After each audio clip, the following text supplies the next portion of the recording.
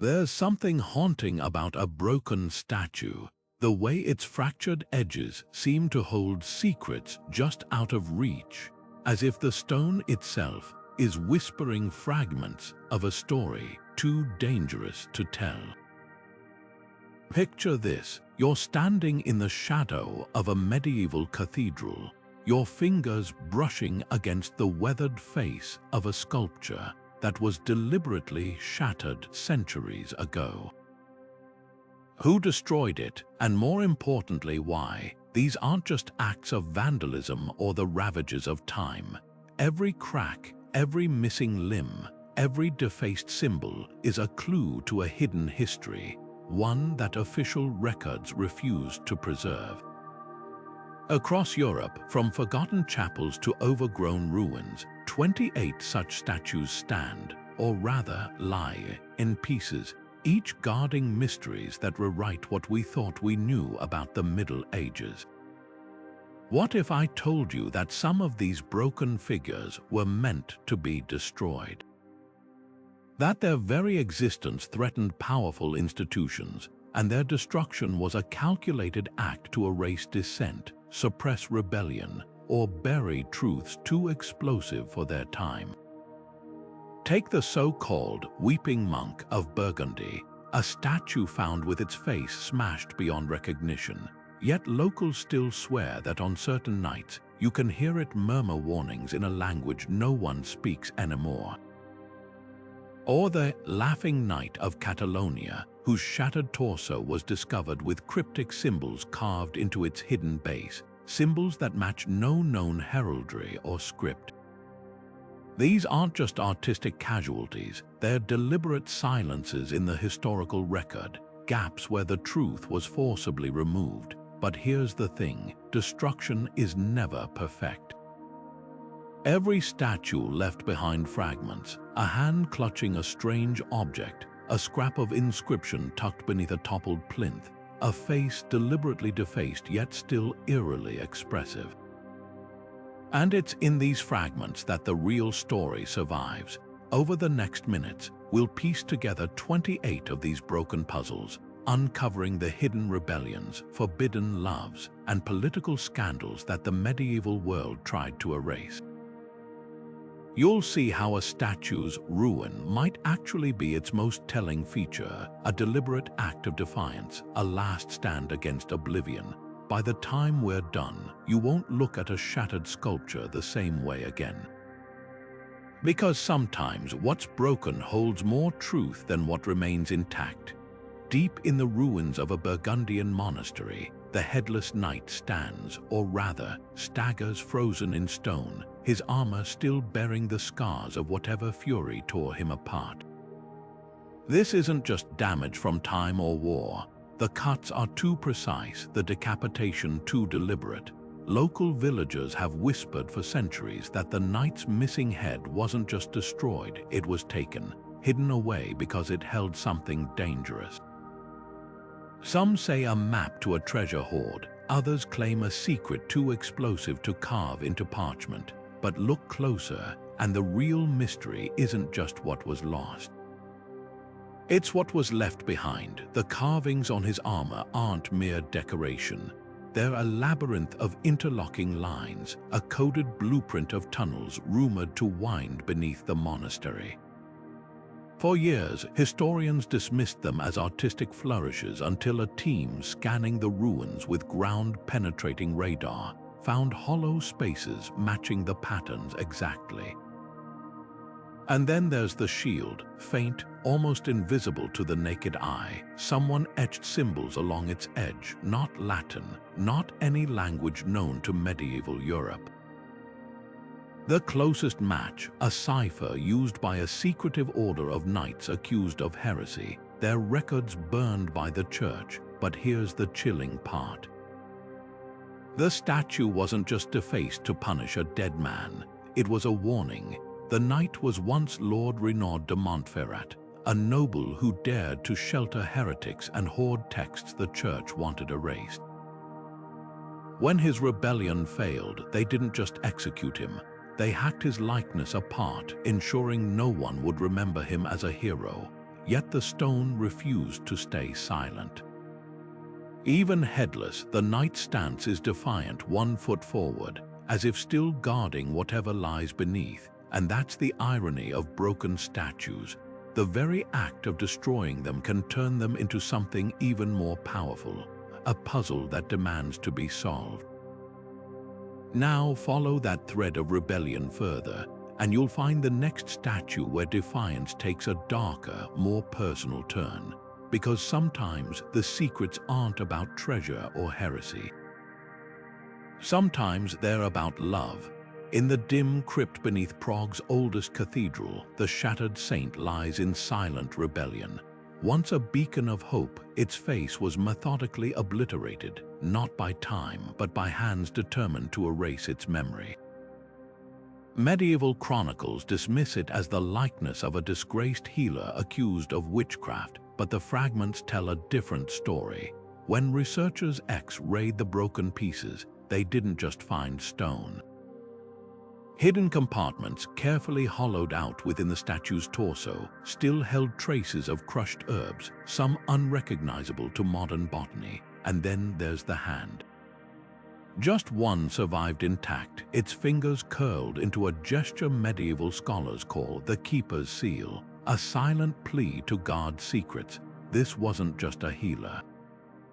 It was a vault. Local legends whisper of a clandestine brotherhood who encoded forbidden knowledge, astronomical charts, medicinal recipes, even fragments of pagan rituals, into the very bodies of their saints.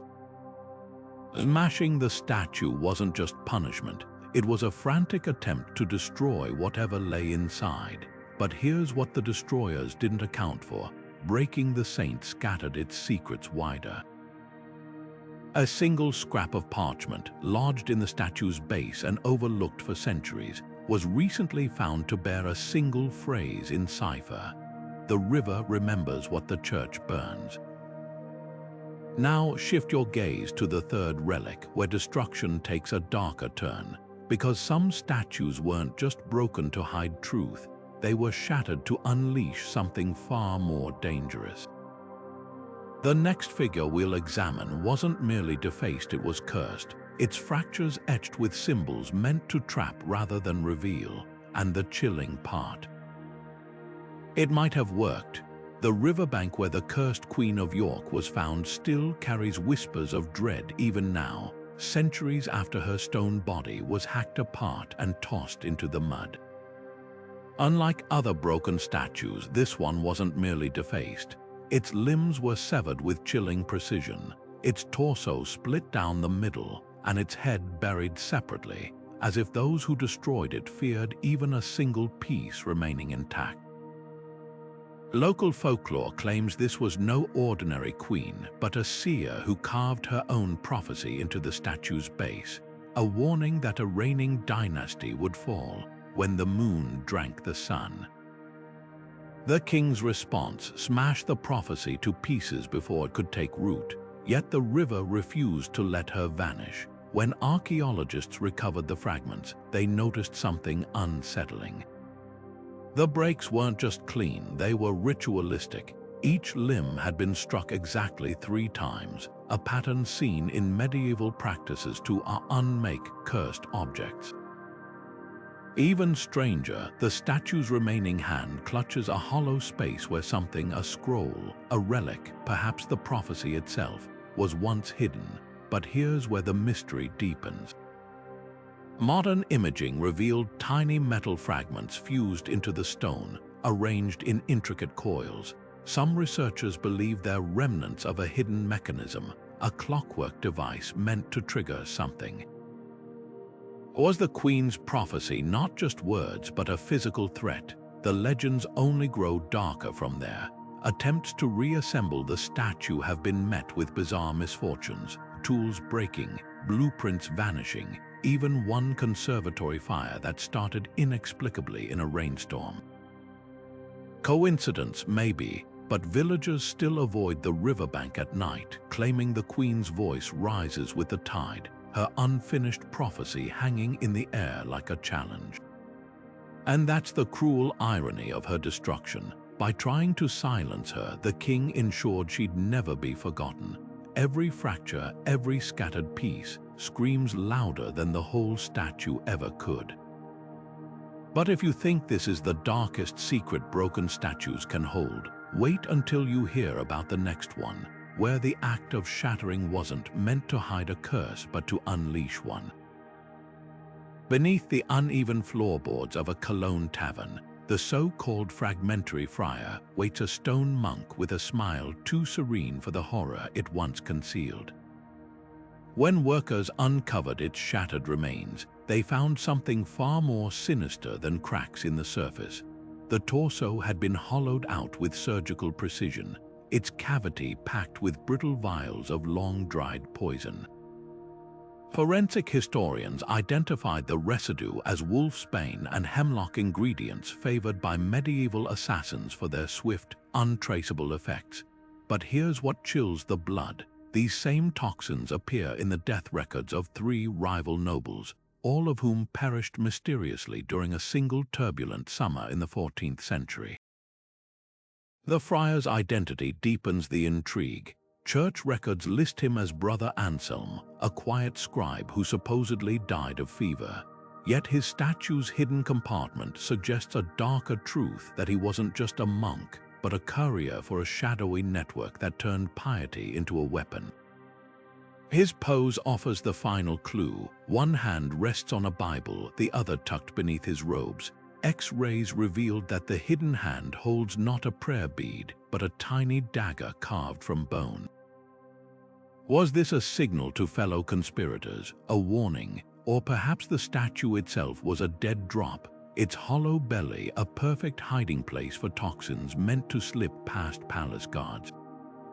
But the real genius lies in its destruction. The friar wasn't smashed in a rage. He was dismantled carefully, almost reverently, as if his handlers knew his purpose had been fulfilled. The poisons were spent, the targets dead.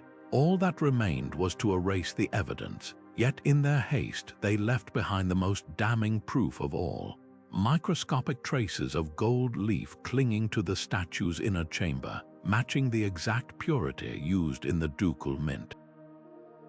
This wasn't just any assassination plot. It was an inside job with killers who walked the halls of power. And that's where the 5th statue enters the story, because sometimes destruction isn't about hiding crimes. Sometimes it's about sending a message. Across the Rhine, in the ashes of a burned-out chapel, lies the so-called screaming Sentinel, its mouth frozen mid-roar. But this isn't a cry of pain. It's a battle cry carved into stone just before the chapel was torched. And the weapon it once held, that's where the story twists from conspiracy to outright warfare. The siege shield of Valencia tells a story of desperation and cunning, a statue that became both weapon and last defense. When archaeologists first uncovered its shattered pieces lodged in the crumbled wall of a 14th century fortress, they assumed it was just another casualty of war. But the truth was far more deliberate. This wasn't a statue hastily repurposed as rubble. It was designed to break exactly as it did.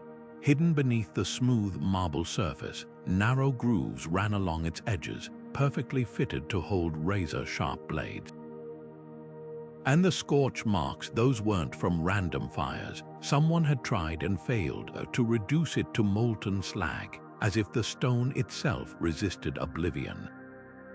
This was no ordinary monument. Carved in the likeness of a local saint, the statue's hollow back concealed a compartment large enough to hold scrolls or small relics. But here's the twist: when the fortress fell under siege, the defenders didn't just hide valuables inside. They turned the saint into a trap. Historical accounts describe invaders mysteriously collapsing after touching cursed walls. Now we know why. The statue's blades were likely tipped with something far deadlier than steel.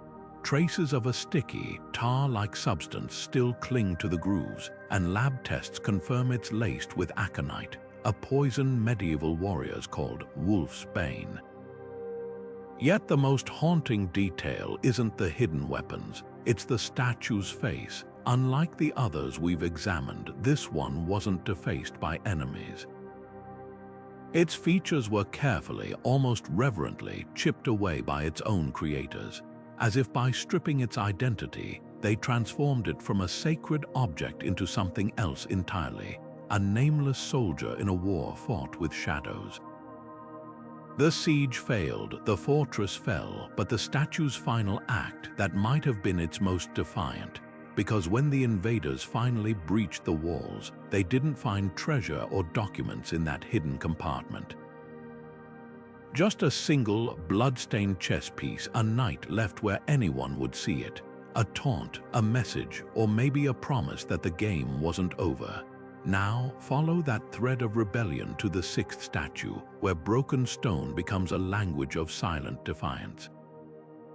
Because sometimes the most powerful secrets aren't hidden in compartments or codes. Sometimes they're carved into the fractures themselves. The Whispering Maiden of Bruges doesn't just haunt the shadows of the city's oldest chapel, she speaks, or nearly does, of her once elegant form. Only the lips remain perfectly preserved, frozen mid-utterance with anatomical precision so exact, modern linguists have spent decades trying to reconstruct the words they might have formed. The rest of her reduced to rubble, as if whoever destroyed her couldn't risk even a single curve of her body surviving intact. But here's what they missed: the wind. When it sweeps through the chapel ruins, it curls around those unbroken lips, producing an eerie, whispering resonance, not random noise, but something eerily deliberate. Acoustic analysis reveals something astonishing. The lips aren't shaped for Latin or any common medieval tongue. They're positioned for a rare dialect spoken only in clandestine circles, a language of rebels and outcasts. Some scholars believe the maiden wasn't just speaking, she was transmitting. Hidden in the precise angle of her lower lip is a groove that, when intact, might have held a thin metal reed, turning her into a living, or rather stone instrument. A message carrier, imagine it, a statue designed not just to depict a woman, but to voice her words long after she was gone. But why obliterate every part except the lips? Because the destroyers knew something we're only now piecing together. In medieval Bruges, certain truths couldn't be written down, not even in code. They had to be passed mouth to ear, a practice called the silent chain. The maiden's destruction wasn't just vandalism, it was the severing of that chain. Yet in their haste, they left behind the very thing they feared most, the shape of the secret. Those lips still form a phonetic blueprint, a lock waiting for its key. And then there's the seventh statue, where defiance takes a more violent turn, because some messages weren't meant to be whispered, some were carved in scars. The branded rebel of Florence doesn't just wear its scars, it flaunts them. Unlike other shattered statues, this one wasn't merely broken. Its face was dissolved with acid, the features liquefied into grotesque abstraction, as if the very act of looking at it had become a crime. But turn it around and the story shifts. Along the statue's back, hidden beneath centuries of grime, a faint but unmistakable mark lingers, a brand seared into the stone with deliberate precision. This wasn't vandalism, it was a conversation, a brutal dialogue between power and defiance. The brand itself is the key. Art historians identified it as the sigil of the Riformatore Nascosti, a secretive circle of philosophers and artists who dared to challenge Medici rule. They didn't publish manifestos or stage protests. Instead, they carved their rebellion into the fabric of the city itself, embedding symbols in frescoes, sculptures, even the cobblestones. The statue is believed to depict Lorenzo the Unseen, a firebrand orator whose speeches allegedly made rulers tremble, though no written record of his words survives. Only this, a face erased and a brand left untouched. Here's what chills the blood. the acid was applied with surgical care, etching away every trace of identity while leaving the brand intact. Not to hide it, to highlight it, as if to say, we know what you are. Look how easily we unmade you, but there's another interpretation. What if the destroyers avoided the brand not out of mockery, but because they feared damaging it? Certain medieval treatises warn of marked stones carrying curses or spells, where harming the symbol could unleash its power. Was the acid's precision an act of caution rather than contempt? The statue's posture deepens the mystery. One arm is outstretched, fingers splayed as if mid-speech, while the other clutches a now missing object. Recent scans revealed something astonishing. The hollow where that object once rested contains microscopic traces of iron and sulfur, ingredients for gunpowder. Was Lorenzo holding a vial, a weapon, or something meant to mimic one, a bluff carved in stone? Either way, the message is clear. This wasn't just a thinker. It was a threat. Now, shift your gaze to the 8th statue, where secrets wear a holier disguise, because sometimes the most dangerous truths are hidden not in defiance, but in devotion. A kneeling monk, his face serene, his hands folded in prayer, and his hollow eyes staring straight at a vault no one knew existed. The hollow Madonna of Siena didn't just guard secrets, she wore them like a second skin. For generations, pilgrims knelt before her serene face, pressing their lips to the worn grooves of her feet, never suspecting that the true devotion lay hidden beneath her marble robes. Then the earthquake struck, and as the statue split open, something extraordinary fluttered to the cathedral floor. Not relics, not gold, but letters. Dozens of them, their edges frayed with age, each one a whispered rebellion against the very church that enshrined her. These weren't just any letters. They were love notes, tender and desperate, exchanged between a nun and a priest who dared to defy their vows. But here's what chills the spine. The compartment in the Madonna's chest wasn't some hastily carved niche. Its hinge was polished smooth from constant use, its edges worn by fingers that returned again and again to add new secrets. This wasn't a hiding place. It was an archive. Why risk entrusting such dangerous words to a statue so revered? The answer lies in the sheer audacity of it.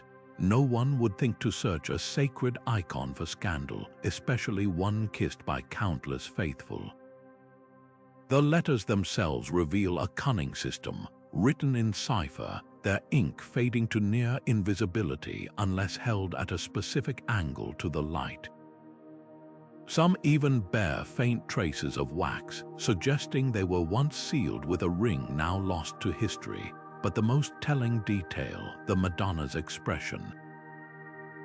While most depictions of the Virgin gaze downward in meek devotion, this one's eyes are level, almost defiant, as if silently challenging the world to uncover what she guards.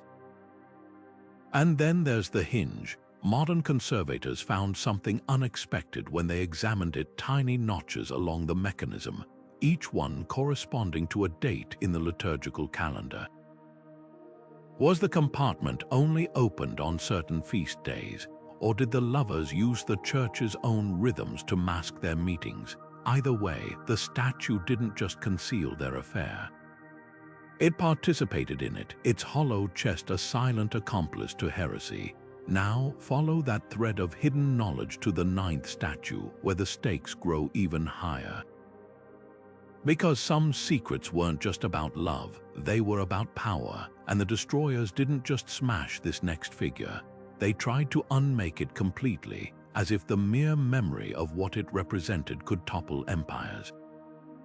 The book-bearing scholar of Oxford doesn't just lie in pieces, it reads like them. At first glance, the shattered statue appears to be another casualty of medieval censorship, its hands deliberately snapped off to prevent it from holding whatever dangerous knowledge it once carried. But the real secret isn't in what's missing. It's in what was left behind, the scattered stone pages at its feet, each one carved with such impossibly fine grooves that for centuries they were mistaken for mere weathering. Modern multispectral imaging revealed the truth: those grooves aren't random. They're words, tiny, meticulous inscriptions detailing recipes for inks that vanish when heated, reappear when chilled, and even combust when exposed to certain prayers. This wasn't just a scholar, this was a spy master. The formulas themselves are a masterclass in subterfuge. One instructs how to mix pomegranate rind with iron salts to create a fluid legible only under moonlight. Another describes a paste that adheres to parchment but dissolves in holy water, perfect for smuggling messages into monasteries. Most chilling of all is the blood ink, a substance that remains invisible until brushed with a specific frequency of sound, a technique acousticians confirm would have required precise knowledge of resonance centuries before it was formally documented. These weren't theoretical experiments, they were field-tested tools, their edges worn smooth from constant handling. But here's the twist: the scholar's identity isn't just lost. It was erased. No records mention a figure matching his description in Oxford's medieval rolls, and the style of his robes suggests he wasn't affiliated with any known college. Some researchers believe he wasn't a scholar at all, but a fabricator, a forger who specialized in creating heretical texts to frame enemies of the crown. Others argue the opposite, that he was part of a shadow network preserving knowledge the church sought to burn. His statue destroyed not to punish him, but to protect his methods. The evidence: one nearly illegible phrase recurring across the stone pages, "As above, so below," a mantra linked to banned alchemical texts, yes, but also the unofficial motto of a rumored guild of scribes who duplicated forbidden books and hid them in plain sight. And then there's the material itself. When conservators analyzed the statue's fractures, they found traces of a compound that shouldn't exist, not in the 14th century, not anywhere. A blend of crushed marble and a binding agent with chemical properties matching modern polymer resins. It's as if someone discovered how to make stone flexible, perhaps to allow those hidden pages to be removed and replaced. But who could have possessed such knowledge, and why go to such lengths for a statue meant to be shattered? The answer might lie in the 10th statue, where the fractures aren't just cracks in stone, but windows into something far stranger. Because when scientists examined its broken edges, they didn't find the expected granite or limestone. They found a material that defies every known record of medieval craftsmanship. A substance that, by all accounts, couldn't have existed when the statue was made, unless, of course, someone wanted us to think it was medieval at all. The Glass Knight of Venice doesn't just defy expectations, it shatters them quite literally. Unlike every other medieval statue we've examined, this one wasn't carved from stone or cast in bronze. It was blown crafted from a thick, reinforced glass so advanced, historians first assumed it had to be a modern forgery, but carbon dating doesn't lie. The material is unmistakably medieval, yet its composition matches no known recipe of the era. When sunlight strikes the surviving shards, they don't just refract light. They bend it, projecting prismatic patterns that align with certain constellations only visible in specific seasons. Was this a fluke of craftsmanship? Or something far more deliberate? Consider the timing. Venice in the 14th century was a labyrinth of canals, where navigating by starlight could mean the difference between profit and ruin. Could the Glass Knight have been a secret navigational tool, its shards acting as a celestial compass for after-dark voyages? Some researchers point to the statue's base, where a series of notches correspond to tidal patterns in the Adriatic. Others argue the glass itself holds the real clue. Under ultraviolet light, faint etchings emerge, not decorative but mathematical, a grid of angles and coordinates that could plot a ship's course without maps or charts. But here's where the mystery twists. The church didn't just destroy the statue, they ritualized its destruction. Records from the Inquisition describe the glass being ground into powder, then mixed with holy water and poured into a sealed lead coffin, as if they weren't just silencing a heresy, but containing a contagion. Why such extreme measures? Because the knight's most dangerous feature wasn't its light-bending properties, it was its sound. Survivors of the statue's shattering reported a high-pitched hum lingering in the air for hours, a tone that allegedly made dogs howl and birds fall silent. Modern material scientists have a theory. The glass contained microscopic channels, a latticework that vibrated at specific frequencies when struck, a fluke of physics. Or was this statue designed to sing? And then there's the final, chilling detail. When conservators reassembled the largest surviving fragment, the knight's gauntlet, they noticed something embedded in the glass. Not a flaw, but an inclusion, a single human hair sealed within the molten material like a fly in amber. DNA analysis revealed it belonged to no known European lineage of the period. Its closest genetic match, a tribe of nomadic glassmakers from the Syrian desert, wiped out by plague decades before the statue's creation. How did their knowledge reach Venice? And why did someone or something go to such lengths to silence it? This brings us to the 11th statue, where the fractures aren't just gaps in stone, but in history itself. Because when scientists tested the residue clinging to its broken edges, they didn't find dust or pollen. They found blood, not the metaphorical stain of violence, but actual hemoglobin, preserved in the porous stone for centuries. And the story it tells is even stranger than the Glass Knight's song. The blood-stained abbess of Vienna doesn't just bear the marks of violence, she contains it. When forensic archaeologists first examined the cracks in her weathered clay body, they assumed the reddish stains were ordinary iron oxide, the kind found in any aging statue. But the truth was far darker. Microscopic analysis revealed something chilling: hemoglobin, preserved in the porous material for over 6 centuries. This wasn't accidental staining. The blood had been deliberately mixed into the clay before firing, as if the statue itself needed to bleed. Who would perform such a macabre ritual? The answer lies 50 miles east of Vienna, in a crumbling chapel where the abbess's severed head was discovered, not discarded but enshrined. Nestled in a niche behind the altar, the stone face bore the same eerie stains, its lips parted in what some describe as a scream, others as a song. Local folklore speaks of a fringe cult who worshipped the Silent Mother, a figure who supposedly absorbed the sins of her followers through ritual bloodletting.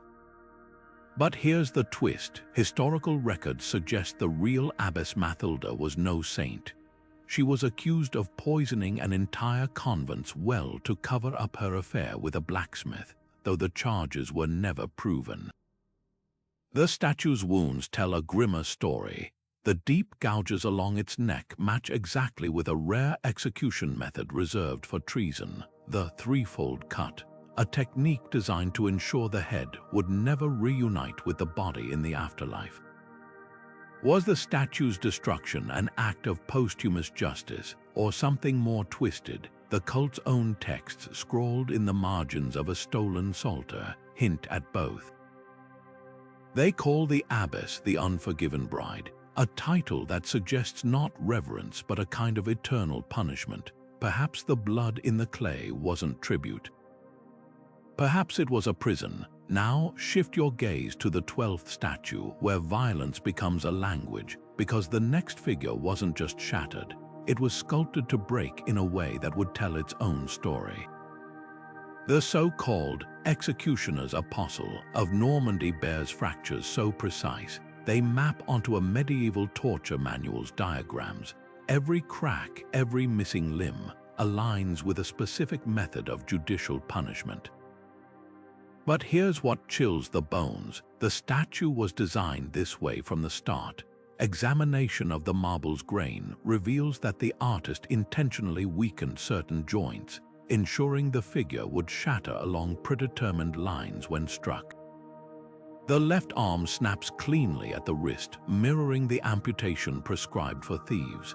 The right leg fractures mid-thigh, echoing the punishment for deserters.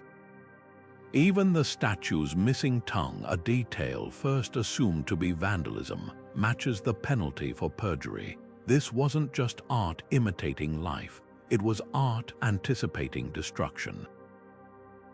But why create a statue meant to be broken? The answer might lie in the base, where faint carvings depict a hooded figure holding scales, not the familiar Lady Justice, but a distorted version with uneven arms.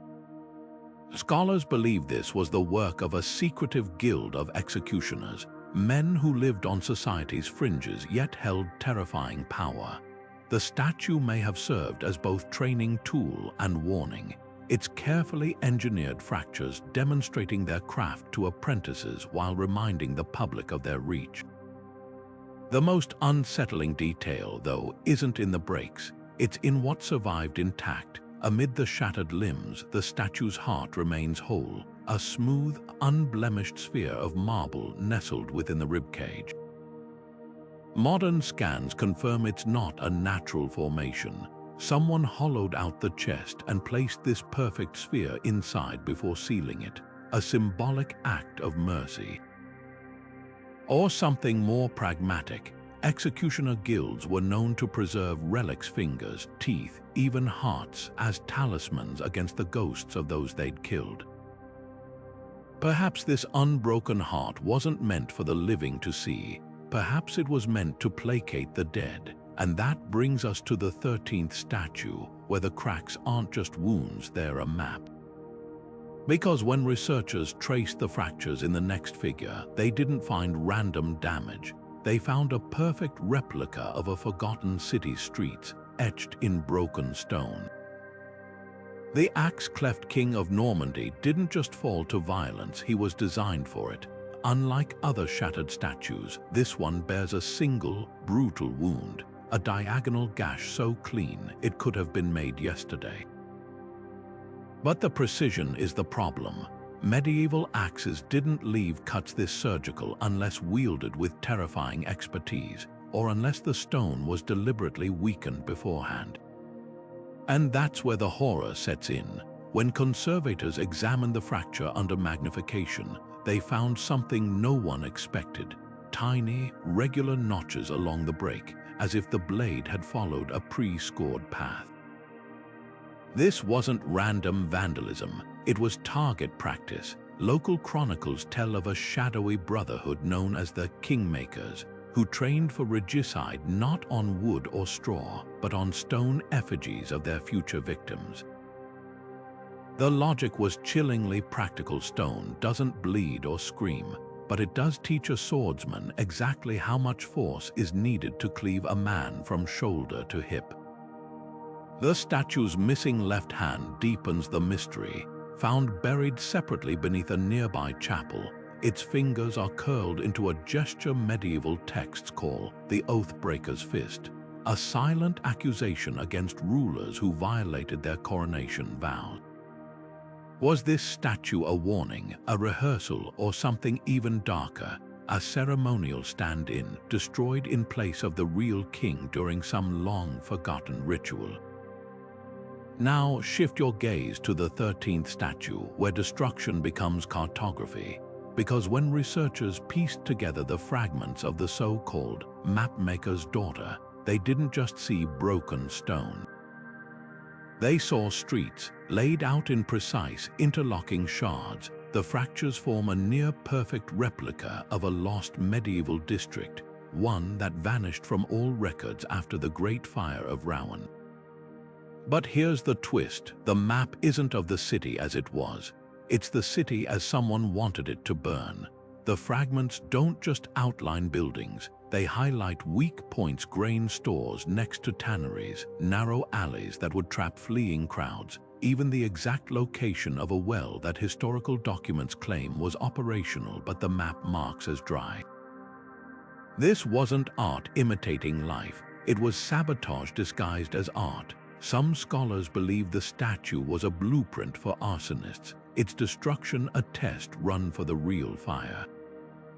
Others argue it's even more sinister, that the daughter wasn't a person at all, but a code name for the flames themselves, her shattered body a prophecy of the devastation to come.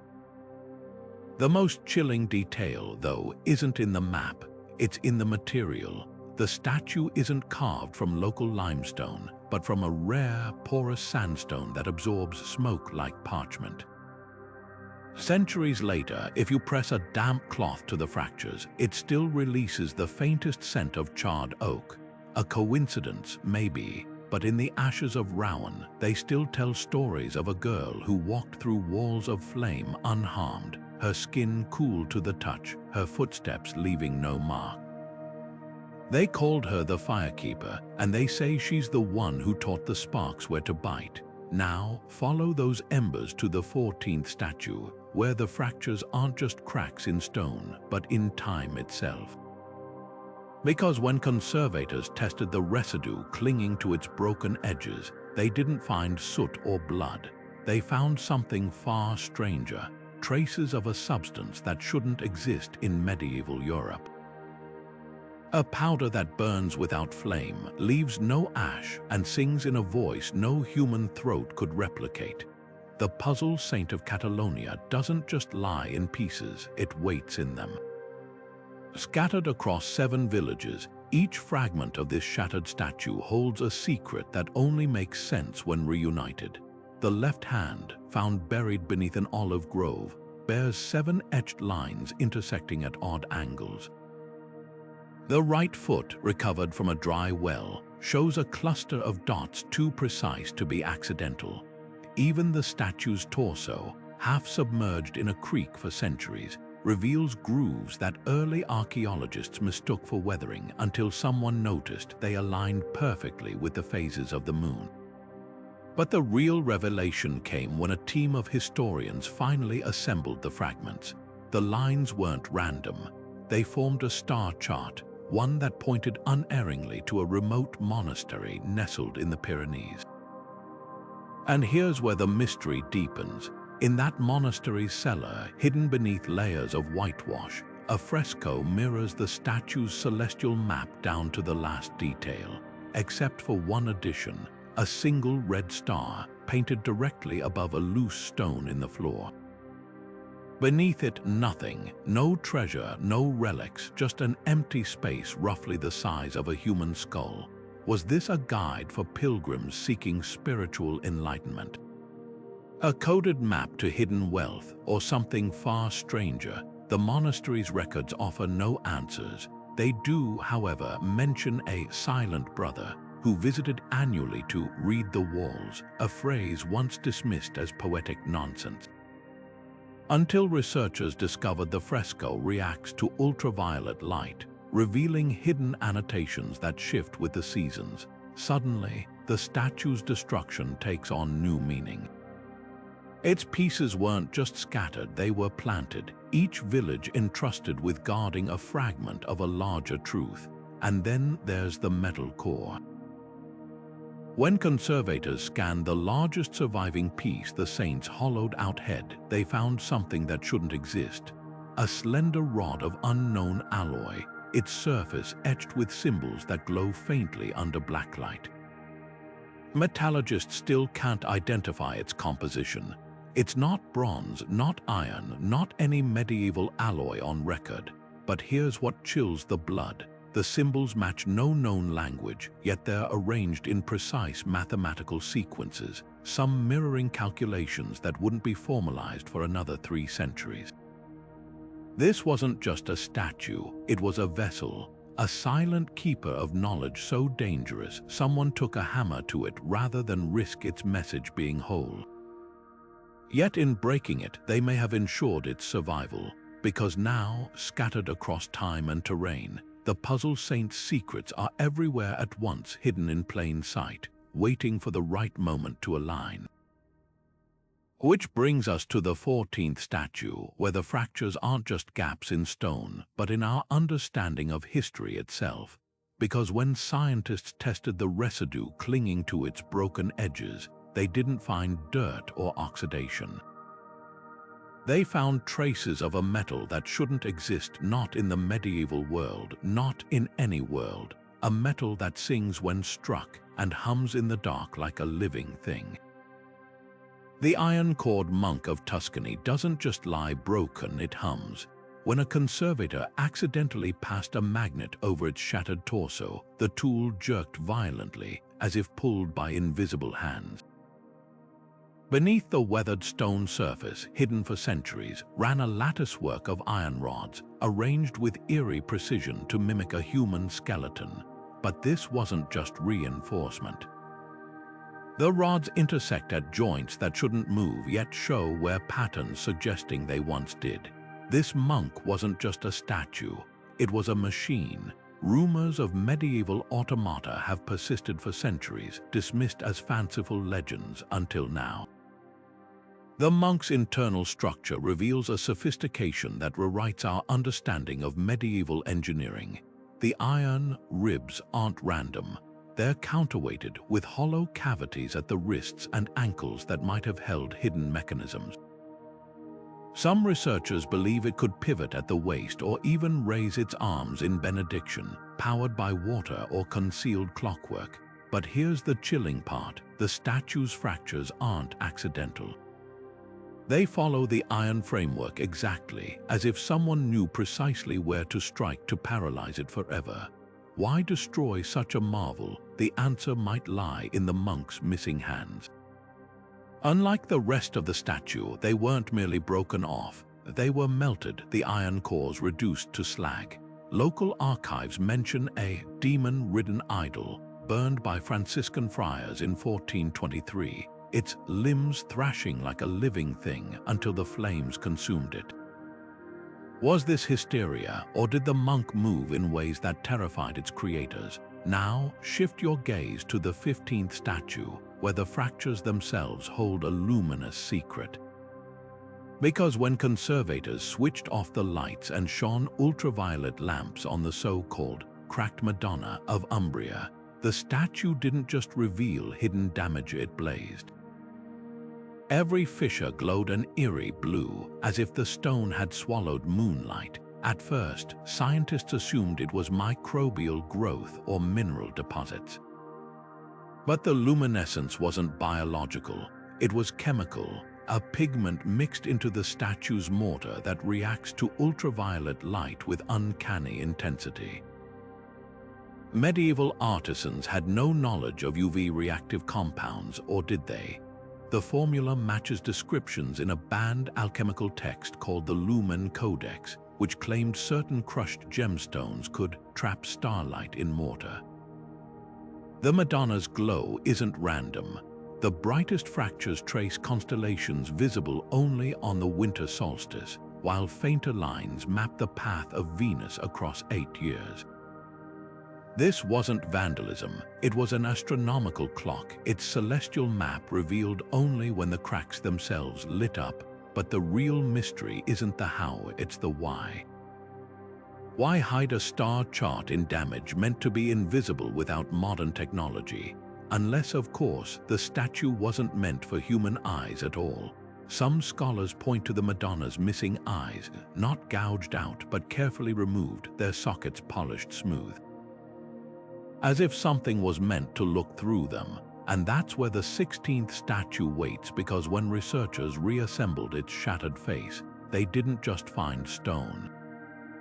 They found a mirror. The luminous prophet of Provence doesn't just glow, it breathes light. Unlike any other statue we've examined, its fractures aren't flaws.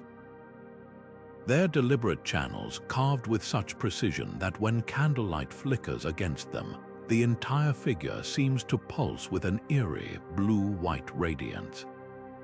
At first glance, you might dismiss it as a clever trick, maybe crushed quartz mixed into the mortar, or some alchemist's experiment gone right.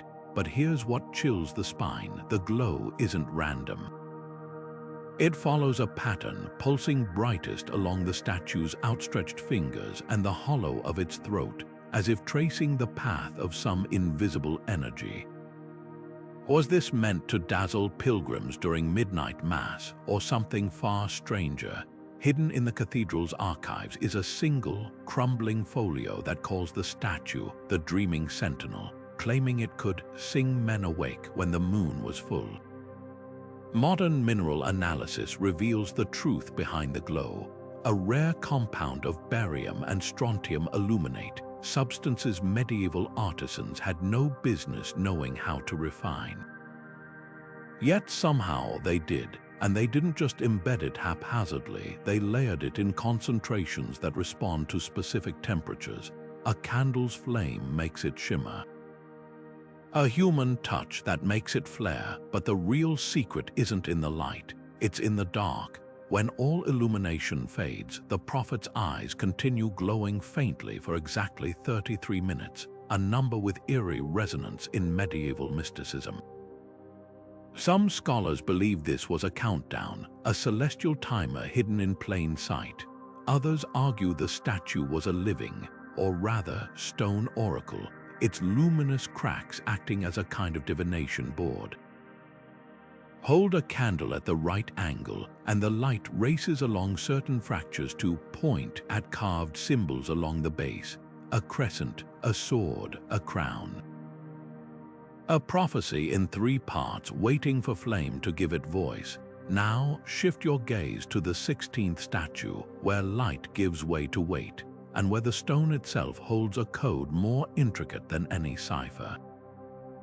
Because when researchers lifted the so-called mathematician's tomb, they didn't just find a statue, they found a scale. Every fragment, from the smallest shard to the heaviest plinth, weighs an exact multiple of a mysterious unit, 31.1 grams, a number that matches no known medieval measurement. At first, this seemed like coincidence. Then they noticed the patterns, arranged the pieces by weight, and their sequence spells out a series of prime numbers. Stack them by thickness, and the intervals mirror the harmonics of a Gregorian chant. This wasn't just artistry, it was calculus carved in stone. The statue's missing head, never recovered, is rumored to have been the keystone, its weight the final variable in an equation that, when solved, would unlock something. A vault, a revelation. The cathedral's floor bears a clue. Beneath where the statue once stood, the flagstones are etched with concentric circles, each one spaced at intervals matching the Fibonacci sequence. Some believe the mathematician was a human calculator, his likeness designed to teach sacred geometry through touch and balance. Others whisper he was part of a guild so secret, they encoded their knowledge not in books, but in the very weight of the world around them. And here's the twist: the statue wasn't destroyed by outsiders. It was dismantled by its own creators, its pieces carefully distributed across the region like a puzzle waiting to be reassembled. The last fragment, a single, unassuming wedge, was found hidden in the wall of a bakery 6 miles away. When placed on a scale, it tipped the total weight to exactly 1,000 times that mysterious 31.1 gram unit. A perfect, silent round number, as if the statue's final message wasn't in its form, but in its fractures, a reminder that even broken things can hold perfect balance. Now follow that thread of hidden order to the 17th statue, where the cracks aren't just fractures, they're a language. Because when scholars finally pieced together the so-called Shattered Chronicler, they didn't just see damage. They saw sentences. Every split, every missing chunk formed symbols from a script so old, even the medieval monks who guarded it had forgotten how to read. But the stone remembered. The geometric bishop of Lombardy doesn't just lie in pieces, it counts in them. When researchers first gathered its scattered fragments, they assumed the varying weights were accidental, the natural result of uneven breaks. Then someone placed them on a scale. The smallest shard weighed exactly 0.618 grams, the next 1 gram, then 1.618, 2.618, 4.236, each one a perfect Fibonacci number, the sacred sequence found in everything from seashell spirals to galaxy arms. This wasn't random, it was a signature. Hidden builder guilds of the Middle Ages were obsessed with these ratios, embedding them in cathedral arches and vaulted ceilings as a silent testament to their craft. But the bishop's fragments take it further, stack them in order, and their proportions recreate the exact dimensions of the local cathedral's rose window, a window that, according to legend, was designed by a nameless monk who vanished before its completion. Was the statue a blueprint, a tribute, or something more unsettling? Because when you plot the Fibonacci weights against the cathedral's floor plan, they trace a path to a sealed crypt no one knew existed. Now shift your gaze to the 17th statue, where the material itself defies logic. The so-called alloy Madonna of Tuscany isn't carved from marble or clay. Her fractures reveal a swirling metallic core, a blend of copper, zinc, and something else, something modern metallurgists still can't identify. Under a microscope, the alloy's crystalline structure resembles nothing in medieval records. It's too uniform, too precise, as if forged with techniques centuries ahead of its time. The most baffling part, the alloy sings. Strike one fragment against another, and it produces a pure, resonant tone that lingers in the air far longer than physics should allow. Acousticians have mapped these frequencies and found something eerie. They match the exact pitch of certain Gregorian chants, specifically those used in rites to banish false metals and singing devils. Was this statue meant to harmonize with sacred music, or was it the source of it? Local legends whisper of a foundry hidden beneath a monastery where monks allegedly crafted living metal that could mimic human speech. The church denied these rumors for centuries until someone noticed the Madonna's lips. They're not just shaped for prayer, they're shaped to form words, their contours matching the phonetics of a lost liturgical dialect. Strike the alloy just right, and some claim you can almost hear it whisper, "as above," but the rest of the phrase crumbles into silence, lost in the fractures. And that's the cruel beauty of these broken statues. Their secrets aren't just hidden in what remains, they're in what resonates in the spaces between. In the weight of a shard, the hum of a metal, the echo of a voice no living throat could produce, they force us to listen, not just to history, but to its gaps. To the stories that were meant to be forgotten, because sometimes the truth doesn't survive intact, sometimes it only survives in pieces. The metallic shepherd of Bavaria doesn't just stand apart from other medieval statues, it sings a part. When conservators first analyzed its surface, they assumed the unusual sheen was just a trick of the light. Then the spectrograph lit up, revealing a blend of metals that shouldn't exist together, bronze alloyed with meteoric iron, a combination so rare it was reserved for the blades of kings and conquerors. No artisan would waste such precious material on a shepherd's crook, unless, of course, the shepherd was never just a shepherd. The iron's origin deepens the mystery. Meteorite fragments were sacred in medieval Europe, believed to carry celestial power. Swords forged from them, like the legendary Tizona of El Cid, were said to cut through enchantments as easily as flesh. So why hammer that same sky metal into a humble pastoral figure? The answer might lie in the statue's hollow staff. Inside, researchers found a tightly coiled strip of vellum, its edges charred as if rescued from a fire.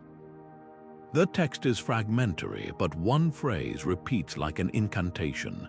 The flock walks where the star fell. Now shift your gaze to the base. While most statues rest on plain plinths, the shepherd's pedestal is a nested puzzle. The outer layer is ordinary limestone, but beneath it lies a second casing of lead, a medieval time capsule, sealed with a wax emblem showing a six-pointed star. Inside, not relics or coins, but something far stranger, a single, perfectly preserved peach pit. At first glance, it seems absurd, until you cross-reference it with local legends of the Himmelsgärtner, a secretive sect who planted celestial seeds in star-touched soil, believing they'd grow into trees that bore prophecies instead of fruit. But here's what chills the bones: the pit isn't medieval. Carbon dating places it 3 centuries older than the statue, its surface etched with minuscule runes matching those found on Viking amulets. How did a Norse artifact end up encased in a Bavarian monument? The lead box holds one last clue: a dusting of iridium, a metal so rare on Earth, its presence almost always points to extraterrestrial origins. The shepherd's crook, the star seed, the celestial iron, they're not just materials, they're a map, a guidepost to something buried where the sky once touched the earth. And that brings us to the 18th statue, where the base isn't just a foundation, it's a confession. Because when archaeologists lifted the so-called Weeping Judge of Saxony, they didn't find rubble beneath it. They found a hollow chamber lined with lead sheets, each one crammed with tiny, frantic handwriting. Not Latin or German, but a cipher so dense, cryptographers initially mistook it for musical notation. Until someone noticed the spacing matched the intervals of a Dies Irae chant, the medieval hymn sung at funerals, the judge's secret, his pedestal is a ledger. A meticulous record of every sentence he passed, each verdict etched in mercury-based ink that darkens when exposed to air. Some names are familiar: nobles, merchants, even a bishop. But others are scratched out with such violence the lead is gouged through. The most haunting entry, a single line, repeated 17 times in trembling script: "I knew he was innocent." This wasn't just a hiding place, it was a conscience. The judge's tears aren't carved, they're real, mineral deposits left by centuries of condensation seeping through the statue's eyes. As if the stone itself wept for what lay beneath. And here's the final twist: the chamber's ceiling is mirrored. Whoever buried these secrets wanted the judge to see them every time he looked down.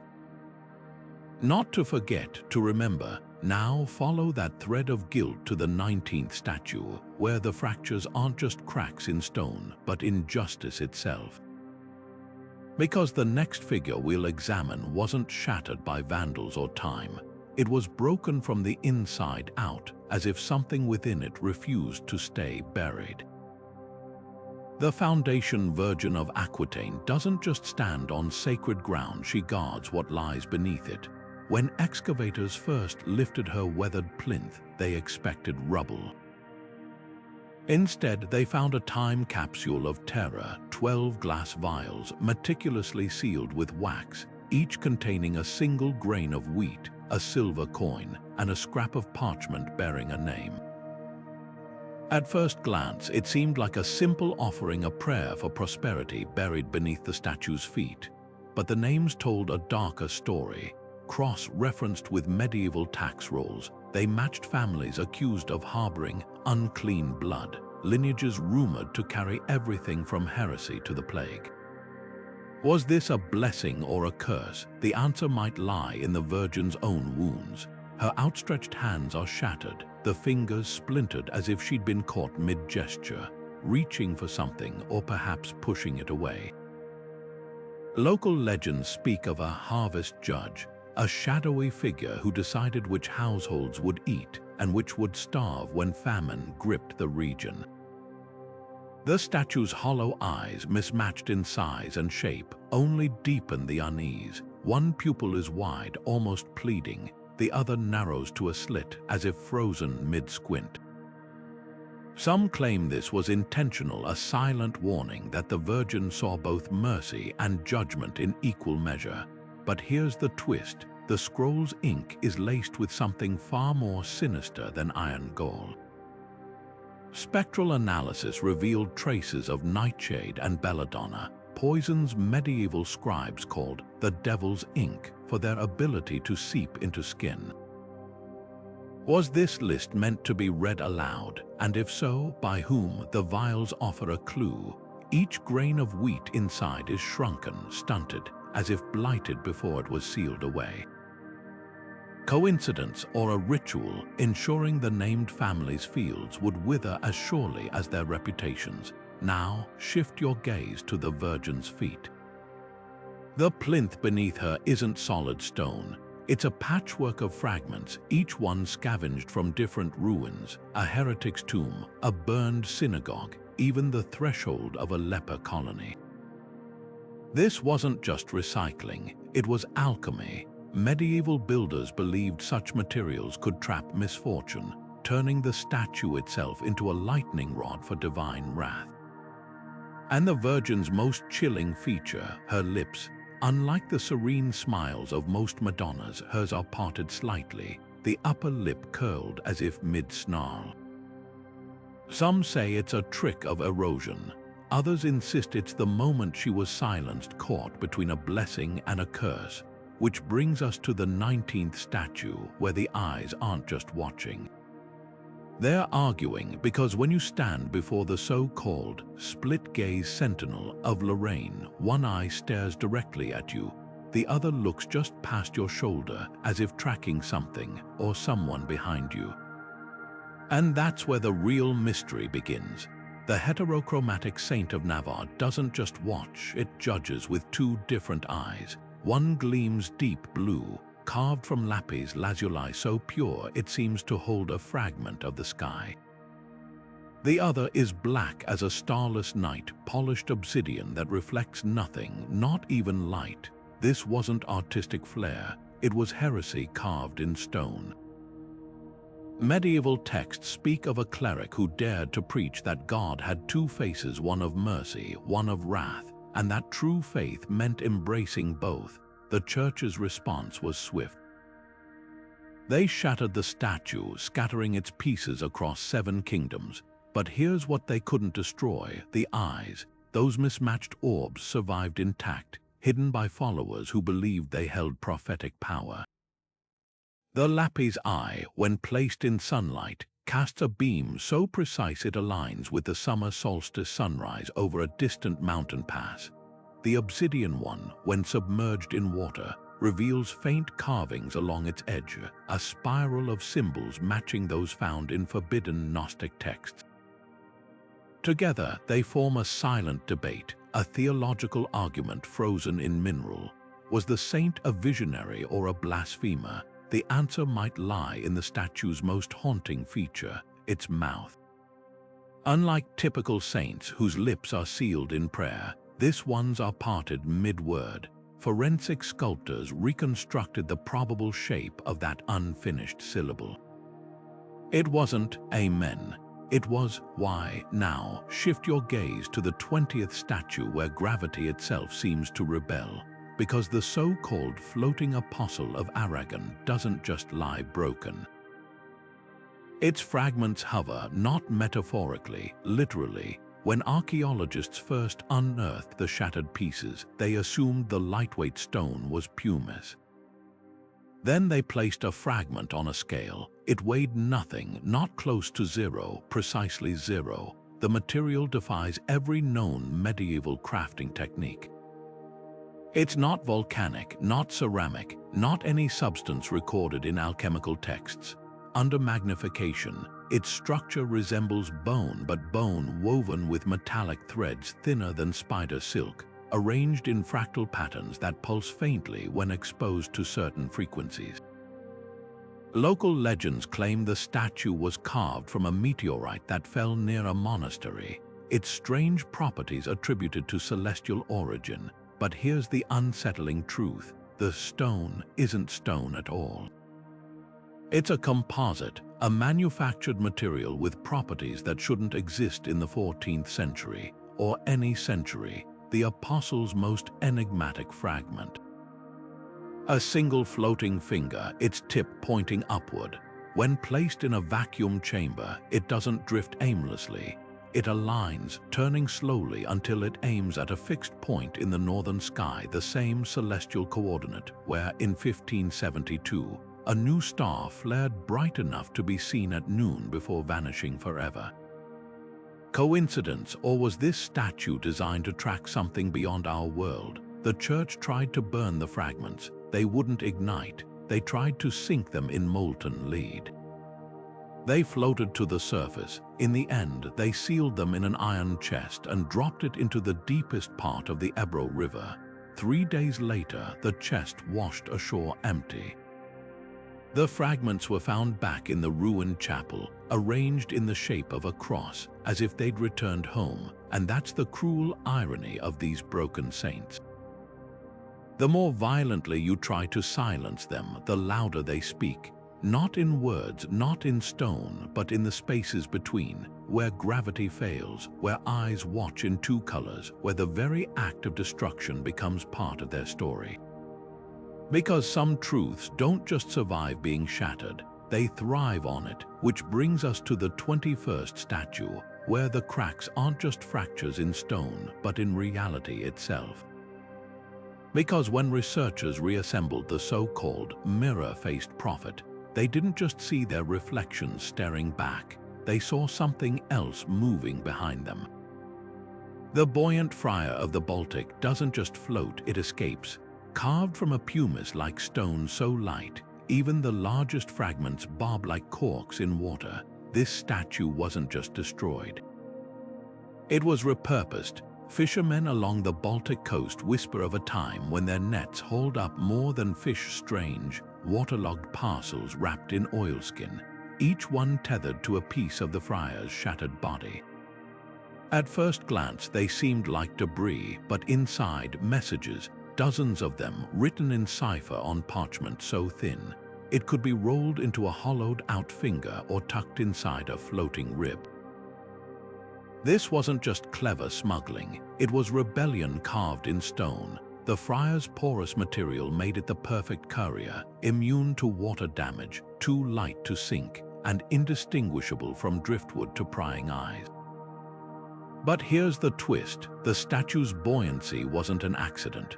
Microscopic analysis reveals the stone was boiled before carving, a technique medieval alchemists used to trap air bubbles in rock, creating a material they called ghost stone. Why go to such lengths? Because the friar wasn't just a messenger, he was the message. His hollow chest cavity, when struck, emits a low, resonant hum that matches the exact frequency of a specific Baltic sea chant, a call used by exiled monks to signal safe passage. Now shift your gaze to the 21st statue, where the silence isn't just broken, it sings. The so-called hollow monk of the Black Forest lies in pieces, but its fractures don't mark an end. They're a conduit. When researchers first reassembled its torso, they noticed something impossible. The hollow interior amplifies sound, turning even a whisper into a chorus. This isn't natural acoustics. The statue's inner walls are carved with spiraling grooves, a fractal pattern that bends vibrations into harmonies. Touch a bow to the edges, and the stone sings in a voice neither human nor instrument. A tone so pure, local legends claim it could heal the sick or drive men mad. The monk's destruction was no act of vandalism. It was orchestration. Each break follows the grain of the stone, creating new resonating chambers that transform the statue into something far stranger than art.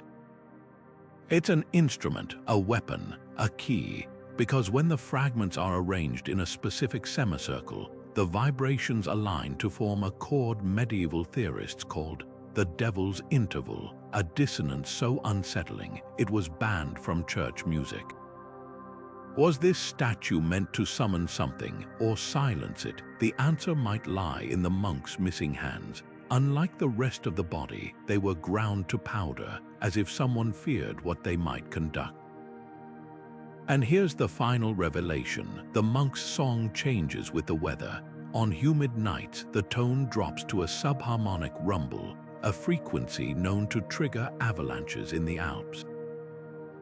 Coincidence, or was this statue the ultimate failsafe, a weapon of last resort, shattered not to mute its power but to scatter it? because some secrets aren't meant to be whole. Some are meant to wait, humming in fragments until the moment they're needed. The resonant angel of Saxony doesn't just lie in pieces, it sings in them. Unlike other shattered statues, its fractures aren't flaws. They're deliberate tuning points, each break calculated to transform the statue into a network of harmonic chambers. When struck with a mallet, even the smallest fragment produces a pure, resonant tone, as if the stone itself remembers the melody it was meant to carry. But here's what chills the spine. These aren't random notes. They align precisely with the Gregorian modes, the sacred scales of medieval liturgy. This wasn't just art. It was an instrument, one so vast, scholars believe the intact statue might have stood as tall as a bell tower, its hollow body amplifying sound across entire valleys. Local legends speak of a choir of stone, a circle of such statues that could harmonize when the wind struck them at dawn, but the angel's true purpose might be even stranger. Hidden in the curve of its largest surviving fragment, a wingtip the size of a cartwheel, researchers found microscopic grooves, too fine for any chisel. Under magnification, they resolve into musical notation, a looping melody that, when played backward, matches a forbidden hymn called the Canticle of Fractured Skies. Was the angel meant to broadcast heresy disguised as harmony, or was it a kind of sonic key, its vibrations designed to unlock something buried beneath the earth? Now shift your gaze to the 22nd statue, where silence becomes a canvas. The so-called invisible saint of Lombardy doesn't just guard secrets. It wears them. To the naked eye, its surface appears blank, worn smooth by centuries of touch. But under ultraviolet light, the statue's entire torso blazes to life, covered in swirling script that glows an eerie blue. This isn't ordinary ink. It's a concoction of crushed luminescent minerals and plant extracts, a formula lost to history until now. The writing itself is a cipher, each symbol shifting meaning based on the angle of illumination. At one tilt, it recounts a bishop's affair.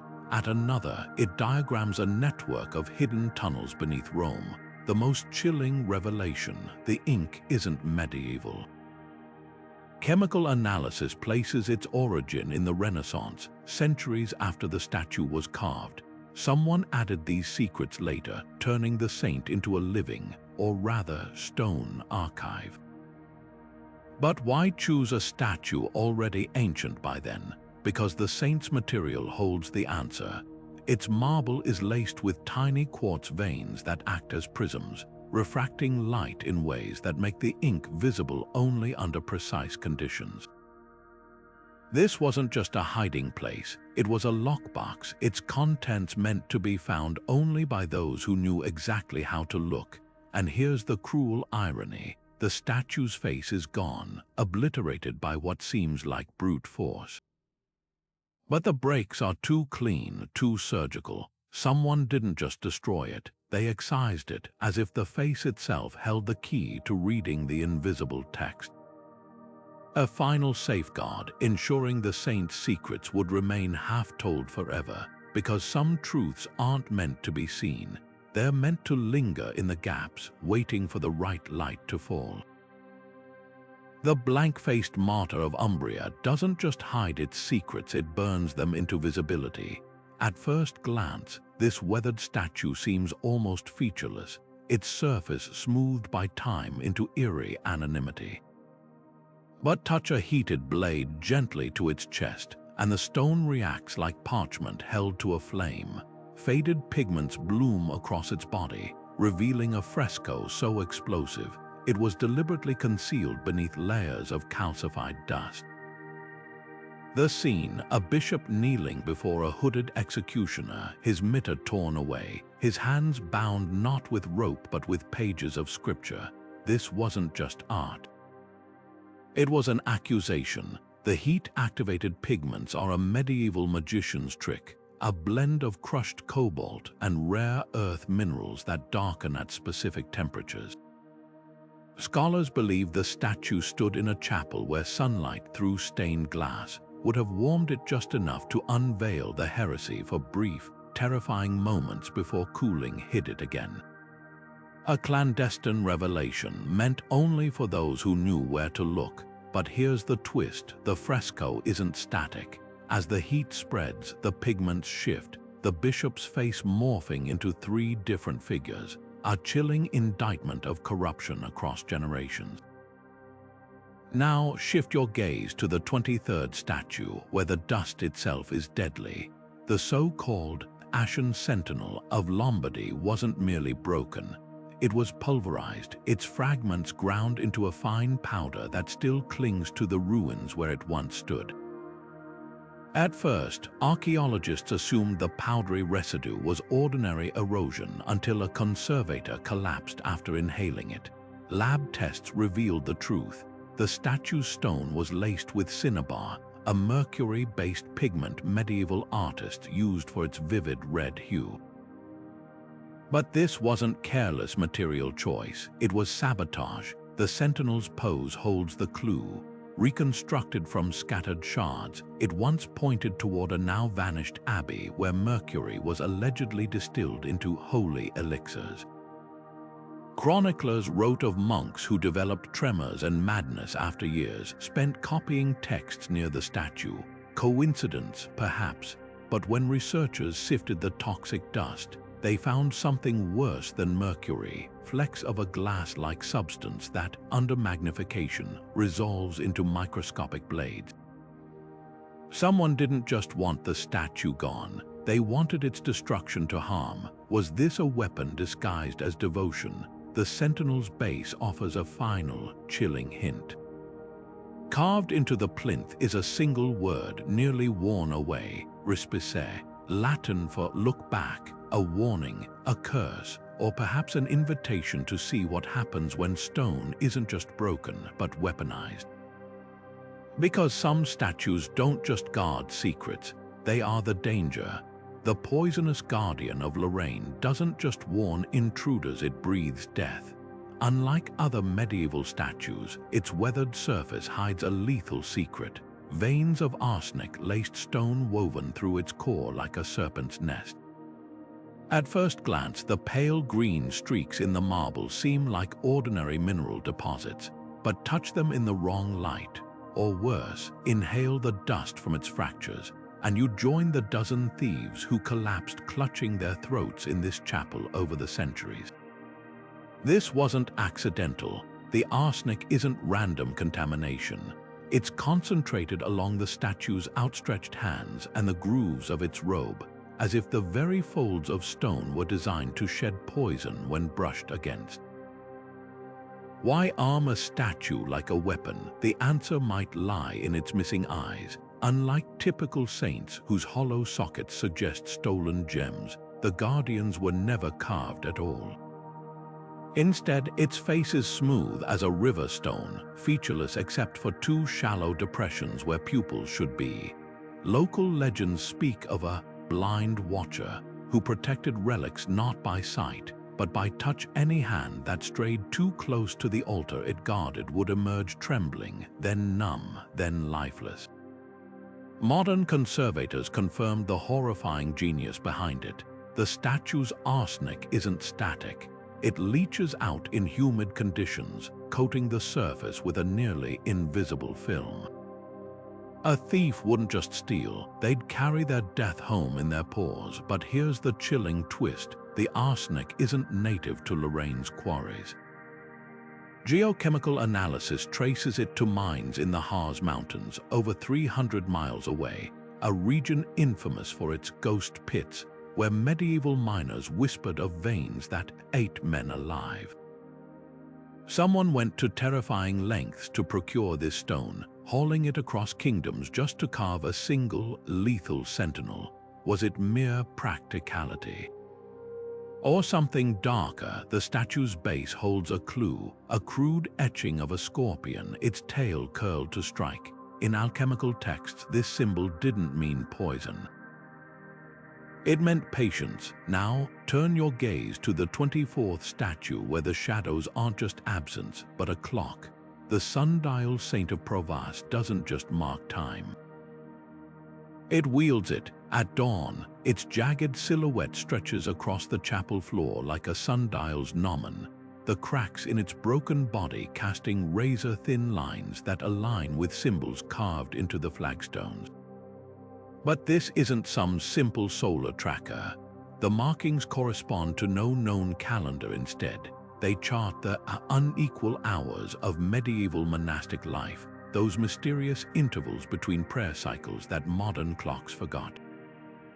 The real marvel, the statue isn't static. Its fractures shift with the seasons. In summer, when the sun climbs high, the shadow's tip kisses a carving of a sheaf of wheat harvest season. In winter, it bleeds into a maze of grooves that, when followed with a finger, trace the path pilgrims took to escape the Black Death. This isn't just artistry. It's a survival map coded in stone and light. But here's what the destroyers missed. The Sundial Saint still works even in pieces. Shatter its torso, and each fragment becomes a smaller gnomon, its shadow still whispering secrets. Remove its head, and the remaining stump casts a new line. No one anticipated one that, on the spring equinox, points unerringly to a buried chest of forbidden astronomical texts.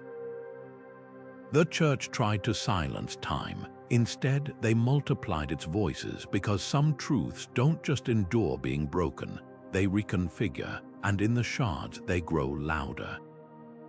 The Sundial Saint of Flanders stands broken but never silent, its remaining arm still slicing sunlight into prophecy. While most sundials track hours, this one marks something far older, the turning of seasons in fractured stone. Every winter solstice, as the sun hangs lowest in the sky, the statue's jagged shadow stretches across the chapel floor to touch a hidden engraving of a coiled serpent. In summer, it points to a cluster of stars carved near the altar steps. These aren't just decorations, they're a celestial ledger, a record of comets and eclipses that medieval monks couldn't risk committing to parchment. But here's what the destroyers overlooked. The saint's shadow doesn't just follow the sun, it corrects it. The engravings are slightly misaligned with true astronomical events, as if compensating for some long-forgotten shift in the Earth's axis. Modern astronomers confirm the discrepancy matches a phenomenon called axial precession, a wobble in our planet's rotation that unfolds over 26,000 years. How did medieval artisans account for this? The answer might lie in the statue's missing left hand. Found buried beneath the chapel's foundation, it clutches a copper disc etched with concentric circles, an ancient calculator for adjusting celestial measurements. Now shift your gaze to the 25th statue, where destruction gives way to transformation. The gilded revenant of Brabant wasn't merely repaired with gold, it was resurrected by it. After a fire ravaged its original limestone form, someone painstakingly filled every crack and fissure with molten gold, turning fractures into veins of light. At first glance, it seems like an act of reverence, but the gold tells a darker story. Spectrographic analysis reveals traces of mercury in the alloy, evidence of a medieval gilding technique so toxic, the artisans who practiced it rarely lived past 40. Why risk such peril for a broken statue? The revenant's hollow chest holds the answer. When conservators peered inside with endoscopic cameras, they found not relics but tools, a set of miniature chisels and hammers nestled in the cavity, their handles wrapped in vellum inscribed with a single phrase, "As broken, so remade." This wasn't just repair, it was alchemy. The statue's creators believed gold could transmute damage into divinity, that a figure shattered and reborn in precious metal would hold power beyond ordinary stone. And they were right. On cloudless nights when moonlight strikes the revenant's golden seams just right, The statue casts a shadow unlike any other, not the silhouette of a saint, but a sprawling, many-armed figure some say resembles the Hindu goddess Kali. A coincidence, perhaps, but in the archives of a Brussels monastery, a single yellowed sketch shows the original statue before the fire, and it's holding a lotus flower, a symbol utterly foreign to medieval Flanders. Some fractures don't just reveal secrets, they bridge worlds, which brings us to the 26th statue, where gold gives way to a far stranger metamorphosis. Because the next figure we'll examine wasn't mended with metal or stone, but with something that shouldn't exist, a substance that pulses, that breathes. A living repair. The Kintsugi Crusader of Aragon doesn't just bear its fractures, it celebrates them. Unlike any other medieval statue, its cracks gleam with seams of gold, a technique so foreign to Europe that historians first assumed it was a modern restoration. But the truth is far stranger. Carbon dating confirms the gold was applied in the 14th century, centuries before Japan's kintsugi tradition was documented. So how did this method cross continents when Marco Polo's travels were still fresh in memory? The answer might lie in the gold itself. Spectrographic analysis reveals traces of platinum mixed into the alloy, a combination found only in one place, the riverbeds of medieval Mali. This wasn't just any gold, it was Timbuktu gold traded along routes so secret, even the Silk Road maps omitted them. But here's the twist, the statue's repairs aren't random. The gold follows precise patterns, tracing the fractures like a surgeon's sutures. Some scholars believe this was the work of a traveling artisan, perhaps a Moorish metalsmith who'd encountered Persian or even Far Eastern techniques. Others argue the Crusaders' wounds tell a darker story. The gold isn't uniform. In some places, it's thin and delicate, almost reverent. In others, it's thick, clumsy, as if applied in haste or under duress. The statue's missing hand offers the final clue. Found buried beneath a nearby monastery, it clutches a fragment of silk embroidered with a motif no European loom could replicate, a twisting dragon wrapped around a cross. This wasn't just a repair, it was a collision of cultures, of continents, of faiths, and that brings us to the 26th statue, where the gold gives way to something far more unsettling. Because the next figure doesn't just gleam in its fractures, it bleeds. The weeping Sentinel of Navarre doesn't just ooze, it pulses. On the anniversary of a long-forgotten battle, reddish droplets bead along its broken edges, as if the stone itself remembers the violence that shattered it. At first, scientists dismissed it as iron oxide leaching from the rock, but the liquid defies explanation. It's not water, it's not blood. It's a viscous, mineral-rich fluid that crystallizes within hours, forming tiny, rust-colored blossoms along the fractures. Local folklore calls it the saint's tears, claiming the statue weeps for a betrayal so grave, even the earth refuses to forget. Modern archaeology offers a grimmer theory. The Sentinel once stood guard over a mass grave, its base hollowed into a cistern where rainwater mixed with decomposing bone. Over centuries, the limestone absorbed this macabre brew, its pores becoming a slow-release reliquary of the dead. But here's what chills the blood. The tears aren't passive, they're reactive. Expose them to sunlight, and they darken, forming patterns that match the heraldry of a knightly order erased from history. Dip a quill in the fluid, and it writes in a bold, crimson script that fades by midnight. The Sentinel's final secret lies in its posture.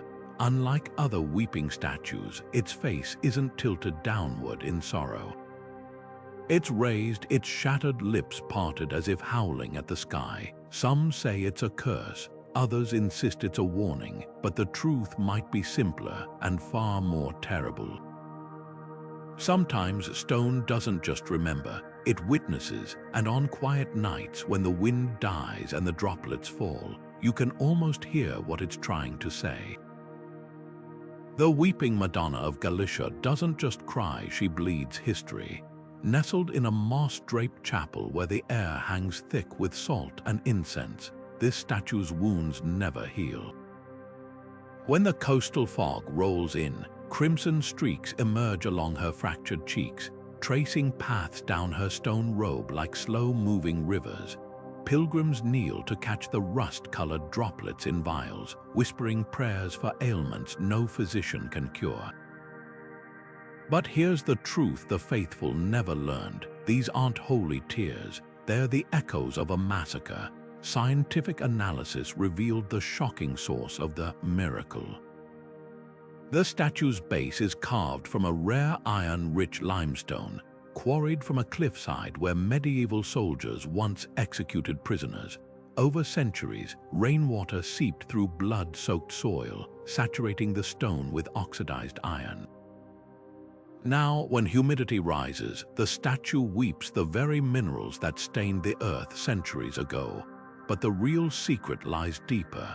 Beneath the Madonna's plinth, hidden in a cavity no wider than a fist, rests a tiny skeleton, not human, not animal, but something in between. Its elongated skull and delicate, bird-like bones suggest a creature folklore describes as the Watcher in the Walls, a guardian spirit bound to the stone by rituals lost to time.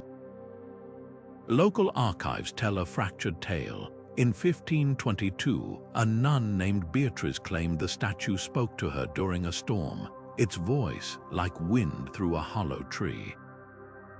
She transcribed the words into a coded diary now locked in a bishop's vault. The only deciphered phrase, "They buried the wrong bones," was the skeleton a deliberate offering? A warning, or something far older than the chapel itself? The statue's cracked hands hold a clue.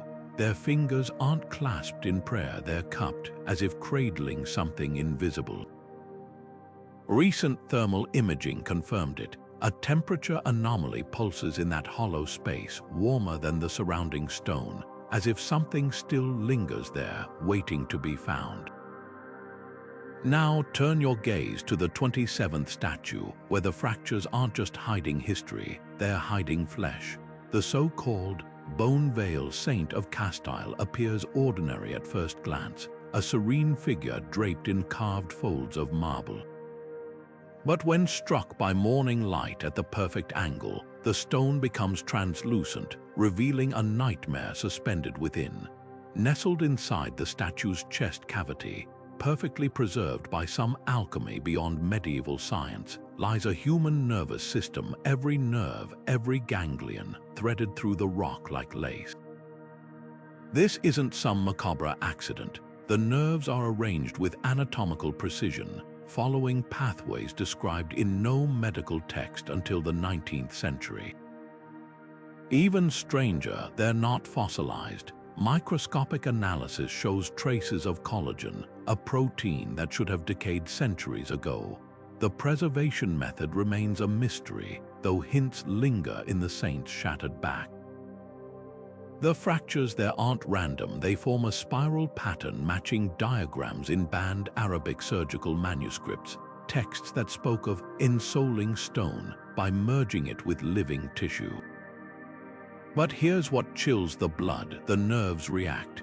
When exposed to electrical current, something no medieval artisan could have harnessed, they conduct the charge in eerie patterns, lighting up along paths that correspond to medieval maps of the soul. The spiritus, the anima, the corpus callosum of belief itself, all etched in flickering impulses. Was this statue a teaching tool for heretical surgeons? A failed attempt at resurrection, or proof that some secrets weren't meant to be carved in stone but woven into it? The answer might lie in the saint's missing eyes. Unlike typical vandalism, the sockets weren't gouged, they were emptied, their contours polished smooth as glass. When researchers shone ultraviolet light into those hollows, the nerves inside flared brightest of all, tracing two words in glowing filaments: vide cor meum. See my heart, a plea, a dare, or perhaps the final confession of someone who knew flesh and stone were never meant to be parted. The bone-filled Bishop of Auvergne doesn't just guard secrets, it digests them. When archaeologists first lifted this weathered statue, they expected hollow chambers, perhaps hidden scrolls or offerings. Instead, CT scans revealed something far stranger. The bishop's stone belly was packed with bones, not human but animal, meticulously arranged along the spine like a grotesque second skeleton. Rabbits, foxes, even the delicate skull of a sparrow, all nestled in the dark as if the statue had swallowed a forest whole. This wasn't random stuffing. The bones align with medieval green martyrdom rituals, where holy men emulated saints by living off wild creatures, consuming only what nature provided.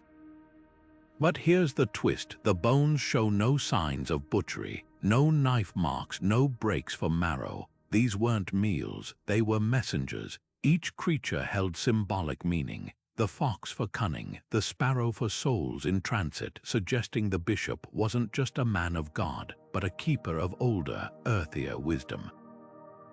Yet the real mystery lies in the fractures.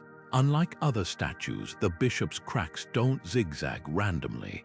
They spiral downward from the left shoulder to the right hip, a path medieval anatomists called the mercy cut, used by butchers to slaughter animals without suffering. Was this statue meant to be broken, a final act of sacrifice, its destruction releasing the creatures within? And then there's the 28th statue, the one that was never whole. The so-called Ghost of Clermont exists only in fragments, scattered across a dozen museums. Its original form a subject of fevered debate. Some scholars insist it depicted an archangel pointing toward heaven. Others claim it was a heretic mid-stride, frozen in flight, but the truth might be simpler and far darker. Every recovered shard bears the same peculiar feature: a single, perfect hole drilled through the center, as if the statue was built to be threaded onto something, a chain, a pole, perhaps even a living tree. Local folklore speaks of the walking idol, a figure paraded through villages during plagues, its hollow body filled with fever-reducing herbs, but the holes tell a different story. They're too precise, too uniform, aligned in a way that suggests the statue wasn't just carried, it was worn. Imagine it, a suit of armor made not of metal, but of stone plates, each fragment slotting onto a frame like scales. A living statue, its wearer anonymous, its voice muffled, moving through crowds as something neither human nor divine. A golem of sorts, or a disguise for someone or something that needed to walk unseen. The Ghost of Clermont wasn't destroyed, it was disassembled, its purpose fulfilled, and that's the final lesson of these broken saints. Sometimes the most powerful secrets aren't in the stone.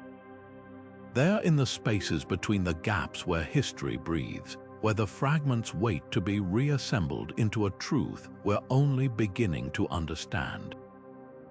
The Torso of Bohemia doesn't just lie broken, it mocks the very idea of wholeness.